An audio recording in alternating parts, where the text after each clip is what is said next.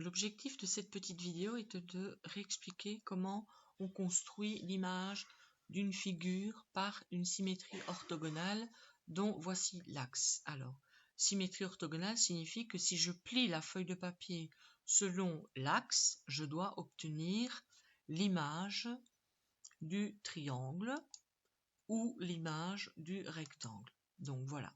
Maintenant, on va voir comment on fait pour l'obtenir par construction. Alors, si je choisis le point C, son symétrique, il est là. Alors, voyons comment on l'a obtenu, ce symétrique. Donc, je l'efface. Pour l'obtenir, on doit commencer par tracer une perpendiculaire passant par le point C, perpendiculaire à l'axe, je trace une perpendiculaire passant par C. J'obtiens comme ça une intersection qui me permet de poser mon compas.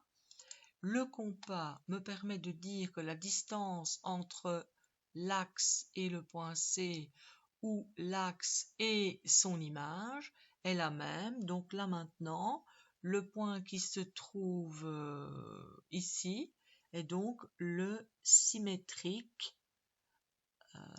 Voilà, le symétrique du point C. On va faire la même chose avec le point B.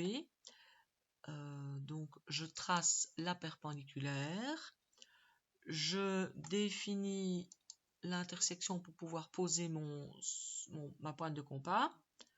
Je dessine le cercle et j'obtiens de cette manière le point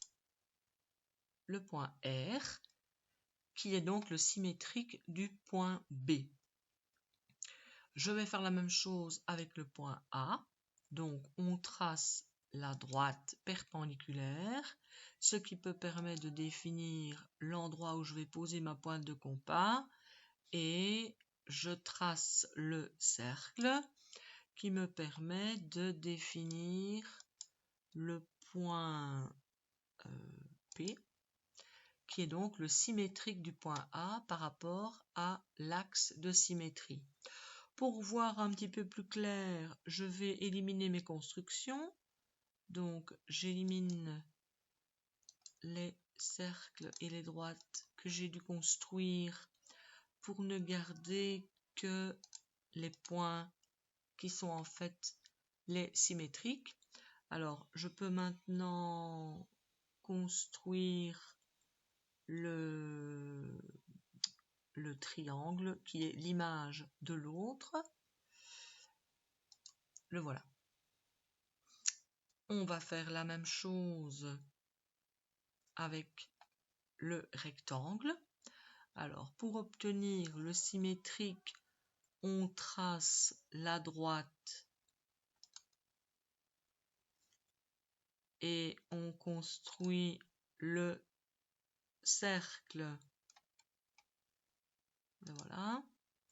On obtient alors le point qui est l'intersection en prenant le compas, je pose la pointe ici, je trace, j'obtiens l'intersection qui est en fait le symétrique. On fait la même chose avec le point F'. Comment est-ce qu'on va faire ça? On va tout simplement construire la droite. Oula, c'est pas possible ça. Alors pour continuer, pour voir un petit peu plus clair, je vais supprimer mes constructions et on continue. Donc si je veux obtenir le symétrique de ce point là, je trace la perpendiculaire à l'axe passant par le point. On détermine l'intersection pour pouvoir poser la pointe du compas. Donc la pointe du compas, je la pose ici et on va pouvoir de cette manière définir par un arc de cercle la position du point qui est en fait le symétrique du point qui est ici. De nouveau, je supprime mes constructions pour y voir un peu plus clair.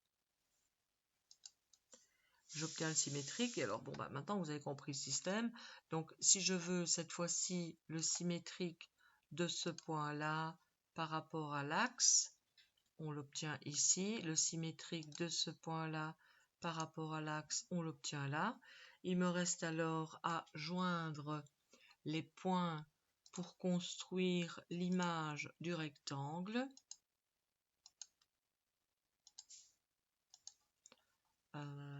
Et on voit comme ça l'image du rectangle.